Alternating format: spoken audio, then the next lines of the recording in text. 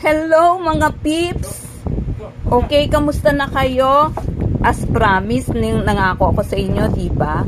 Tag dito. May part 2, ikalawang bahagi ito ng aking pagtuturo tungkol sa panlapi o verb conjugation. Yung pagkabit ng mga hunlapi, gitlapi. Naalala nyo? Teka, ulit. Anuhin natin tawag dito, gawin natin pagbabalik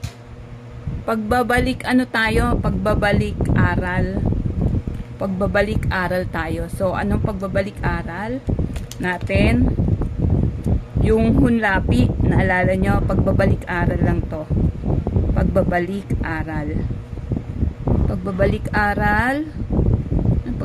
aral, review naalala nyo, remember, paalala ko sa inyo yung unlapi muna tayo. Unlapi, unang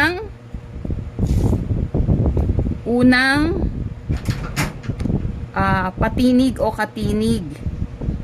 Unang patinig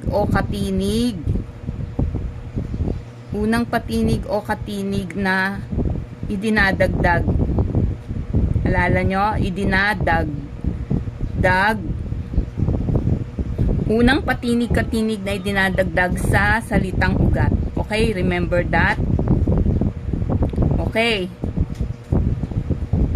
Alala nyo, pagbabalik aral lang tayo, nasa part 2 ito, no? So, unlapi, kaya unang unlapi. Diba? First, remember?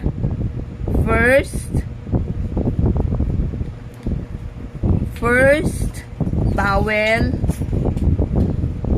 or consonant added to the root word. Okay? Okay. Tapos, yung gitlapi, remember? Gitlapi. Nalala nyo? Git. Okay. Unlapi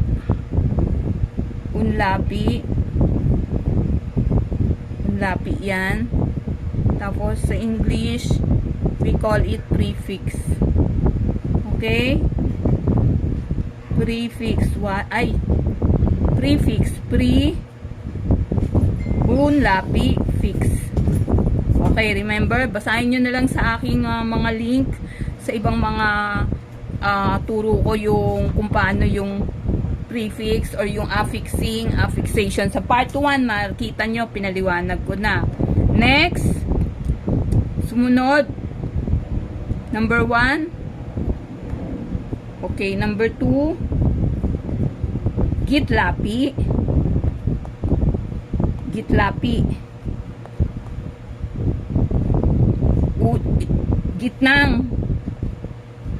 Gitnang patinig, katinig, diba? Na idinadagdag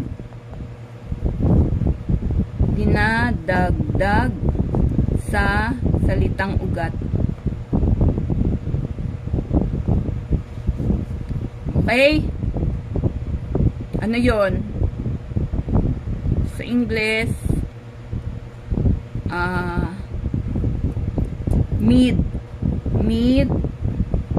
fix, middle vowel or consonant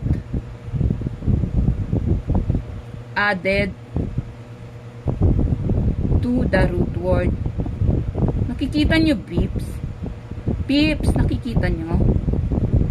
Okay. Midfix. Okay. Okay. Tapos, number 3. Nakikita nyo ba mga peeps? Okay, number 3. Hindi nyo pa nakikita. Number 3. Number 3. Number 3. Ito pa. Ika, ano natin. Okay. Nakikita nyo? Okay? Nakikita nyo? Okay ba? Okay ba? Nakikita nyo? Okay, number 3. Yan, number 3. Ayan, number 3. Teka. Hanggang dito lang ba yun? Number 3. Okay, number 3. Medyo iaano ko na, sisiksiking ko na lang. Oh, hindi nyo nakikita. Dito, 3. Number 3 ay hunlapi. Hunlapi. Hunlapi. Hunlapi. Okay, huling. Huling patinig. Huling patinig, katinig. Huling patinig, katinig na idinadagdag. Na idinadagdag. Dinadagdag sa salitang ugat. Okay? Salitang ugat. Salitang ugat. Okay. English. Last, na ba? Suffix. Pala ang tawag doon.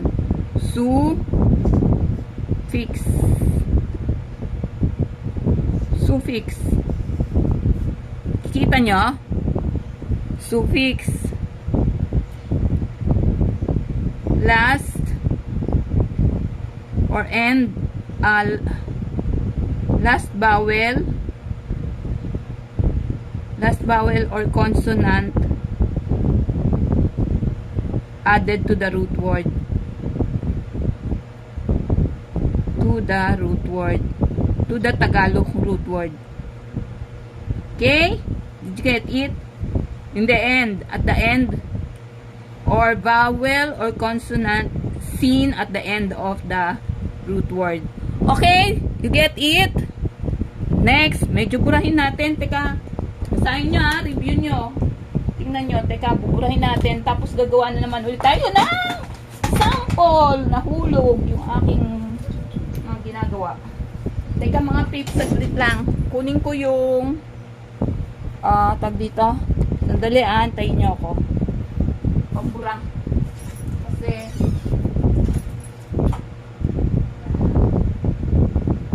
dali lang mga pips. Wait lang.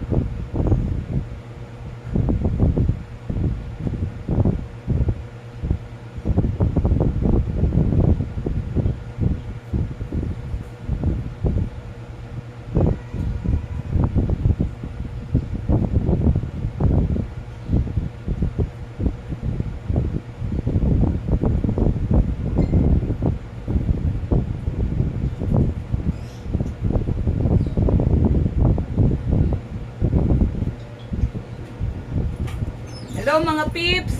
Saglit lang ay naano ko yung pambura. Ito na lang ano. Ito na lang. Okay? O, nabasa nyo na? Okay. Mga pips, pasensya na kayo. Alam nyo, gagawin ko sana tong live pero ano gusto ko makita around the nang sa YouTube. Tag dito. Para lubusan yung maintindihan. Gawa tayo ng part 2. May part 3 pa siguro to. Haba kasi. Para maintindihan ninyo siguro. Okay. Yan. O, di naalala nyo na yung pagbabarik-aral natin, ha? Para masundan ninyo at para maintindihan nyo yung part 1 ng verb conjugation. Di siya nakalagay part 1 Nakalagay lang siya verb conjugation. Ito. Yung part 1 basahin nyo para maintindihan nyo ulit. Okay? So, dito, ano na nangyari? Okay, ano na tayo? Gawin na natin ulit yung bibigyan ko kayo ng isang salitang ugat at gagawin natin yon. Isang salitang ugat lang siya, ha. Tapos, okay, wait lang. Gawa tayo ng isang salitang ugat. Okay? Gawin natin yon ng hunlapi, yung suffixing. Nga pala, basta may mga link pa rin akong sundan ninyo yung mga link para maintindihan nyo mabuti, ha? Okay? So, gawa tayo. Paano ba yung ginawa natin doon nung una? Okay. Sandali lang. Para makita ninyo. Okay. Diba? Nung una, kita ninyo kung paano ko ginawa yun. Salitang ugat, gawa ulit tayo. Okay. Isa lang tayo, kaya salitang ugat lang gagawin natin. Okay. 1, 2, 3, 4. Okay. Okay. Para makita ninyo. Isa lang naman gawin natin para sample. Maliit lang kasi itong board ko eh. Okay. Okay. Salitang ugat. Okay. Salitang ugat. Salitang ugat. Tandaan nyo yan, ha. Salitang ugat. Saan ba salitang ugat? Tandaan nyo yan, ha. Salitang ugat, ha. Ano ba yun? Okay. Salitang ugat. Salitang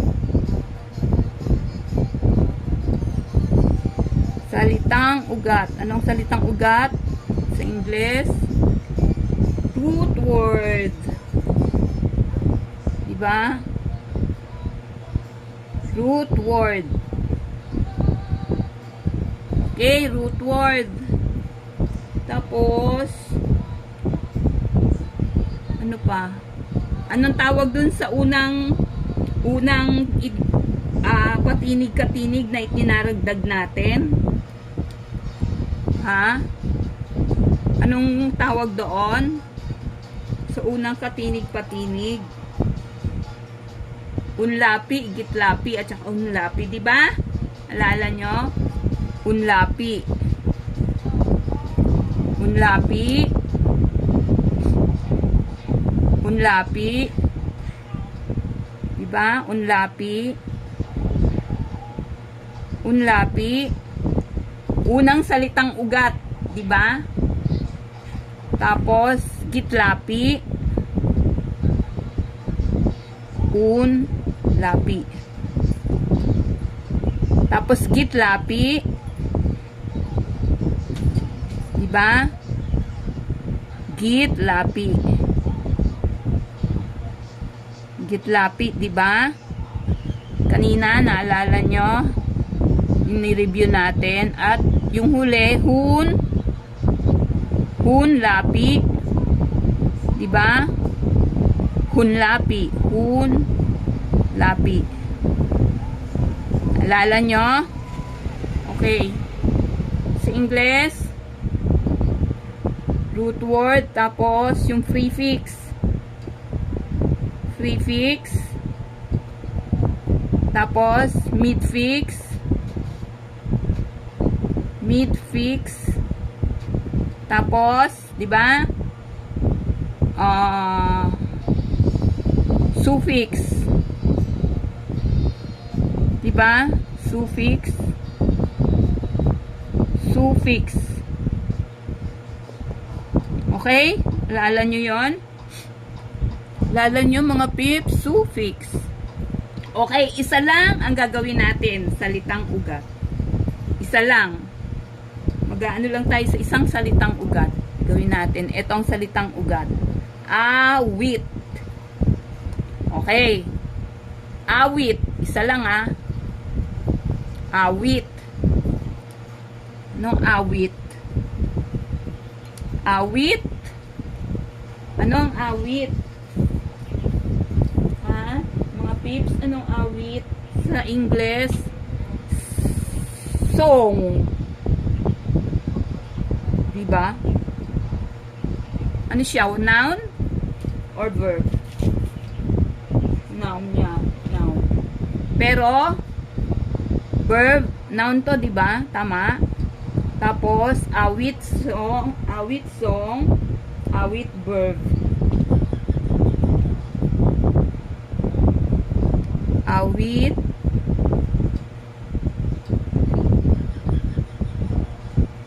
Awit as verb, awit as noun. Okay. Sing. Gagawin natin tong verb. Okay? Paano natin i-conjugate? Simula tayo. Okay. Prefix, unlapi. Remember, naalala nyo? Gamitan natin na, so ang root word natin ay awit. Okay, gamitan natin ng yung unlapi. Ito.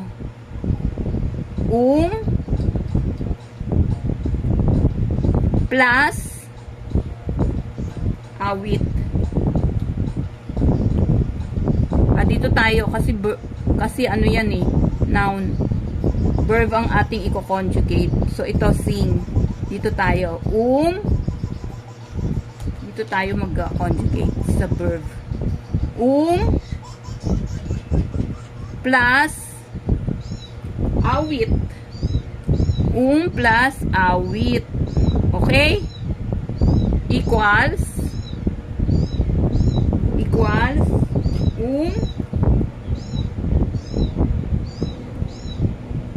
umawit. Tama? Okay. Equals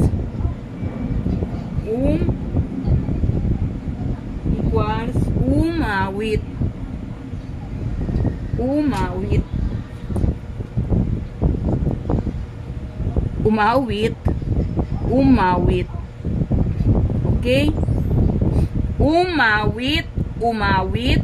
Umawit. Okay? Umawit. Okay? Anong umawit? Sang. Okay? Kuha nyo. Sang. Did you get it? Okay, next. Gitlapi. Gamitan natin ng gitlapi. So, ang ginamit natin ditong ay diba? Okay? Ito yung unlapi. Okay? Next. Gamitan na naman natin ang gitlapi. Okay? Gamitan natin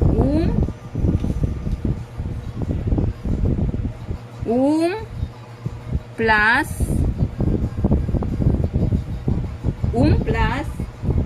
gamitan natin ng ito naman yung gitlapi. Okay? Ito yung gitlapi. Okay? Plus plus awit. Gusto nyo? Awit. Okay? Now, kaya ang ano natin ngayon ay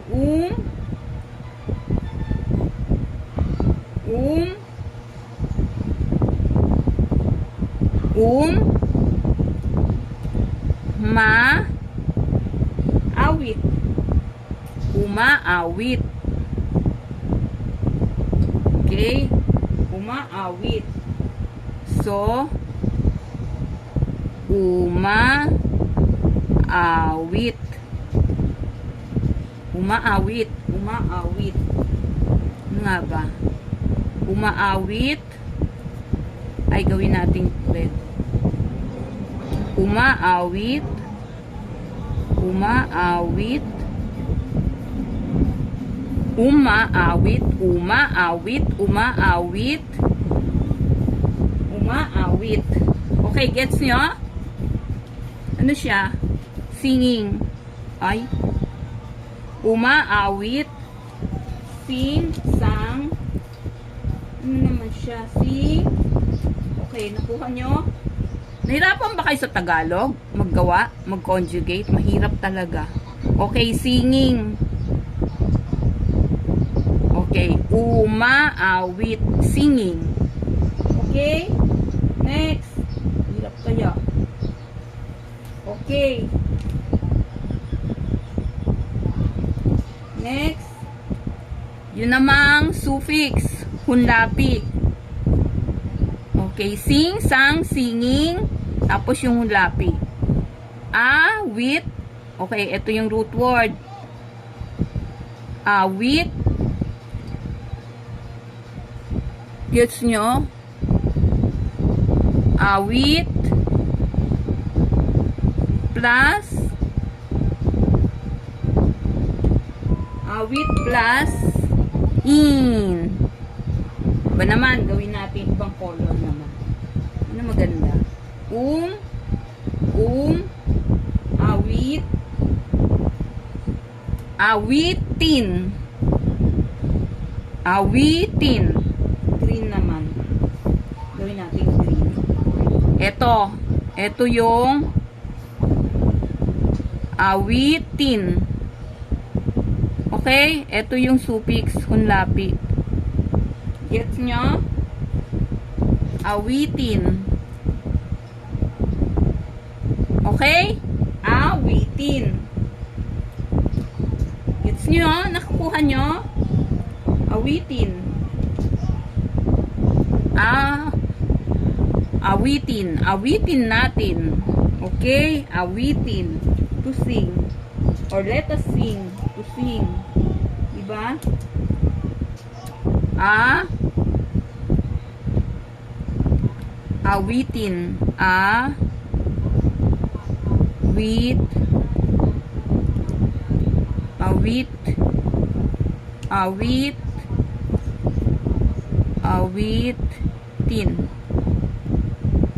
Awitin. Awitin. Okay? Awitin.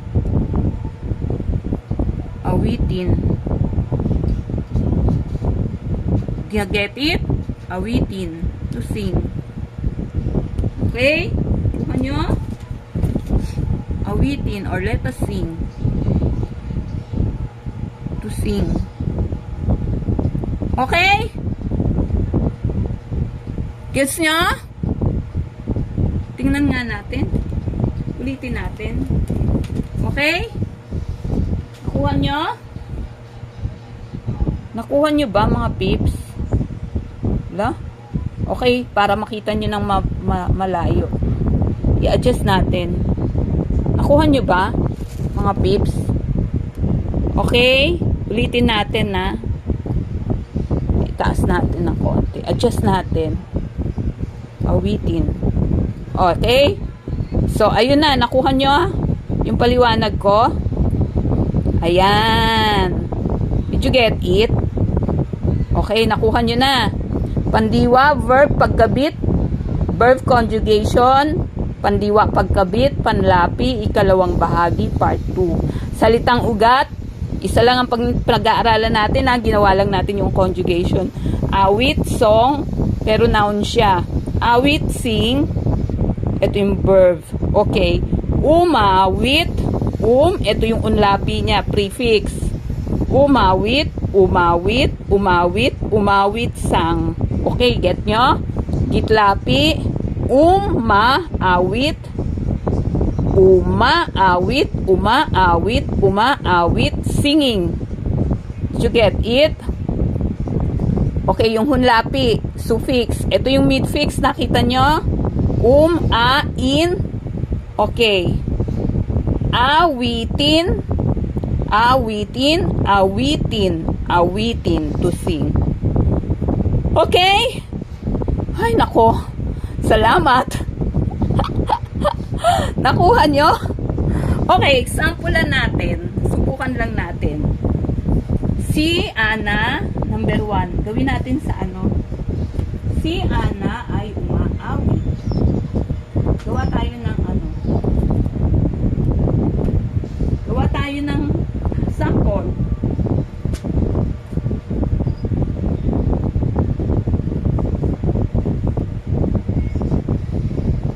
Oh, number 1.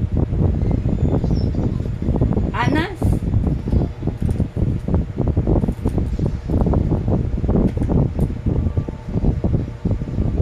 Ba yun? Gawa tayo ng sample. Teka, gawa tayong sample ha. Wait lang. Sample natin. Okay. Ba yun? Okay. Sige, sample tayo. Umawit si Ana. Umawit. Pink to ah.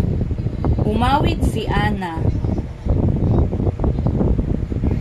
Ano nga ba? Ana sang. Tama? Okay. Umawit si Ana kagabi. Okay, lagyan natin. Umawit si Ana kagabi sa... Okay, lagyan natin ng... Umawit si Ana kagabi sa party. Umawit... Kahapon na lang, gamitin natin kahapon. Umawit si Ana kahapon sa party. Huwag na. Makita nyo na lang, oh. Ana sang yesterday. Para makita nyo lang yung ano. Diba? Ay. Ayan. Ana sang yesterday. Tama ba? Ana sang yesterday. Okay. Okay. Para makita nyo lang yung tenses. 2. Ano ba? Number 2. Umaawit si Ana. Umaawit si Ana. Umaawit si Ana ngayon. Umaawit si Ana ngayon. Ngayon. Okay? Ana is singing now. Ana is now singing. Is now singing. Okay? Okay, get nyo? Kung paano siya i-conjugate. Okay. Awitin mo at isasayaw ko. Oh, di ba nasa kanta yun, ha? Okay, number 3. Awitin mo at isasayaw ko. Awitin mo at isasayaw ko. Isasayaw ko. Okay. Sing and I'll dance. Sing. You sing and I'll dance. Ay, mga pips ha. Translate ko lang to according to dun sa kung paano siya nakasulat sa Tagalog ah. You sing and I'll dance. Sasayaw ko. You sing and I'll dance. Okay? Okay, get nyo? Okay. Okay na. So, naintindihan nyo na kung paano? Okay, part 2 yan. Okay. So, bye-bye na.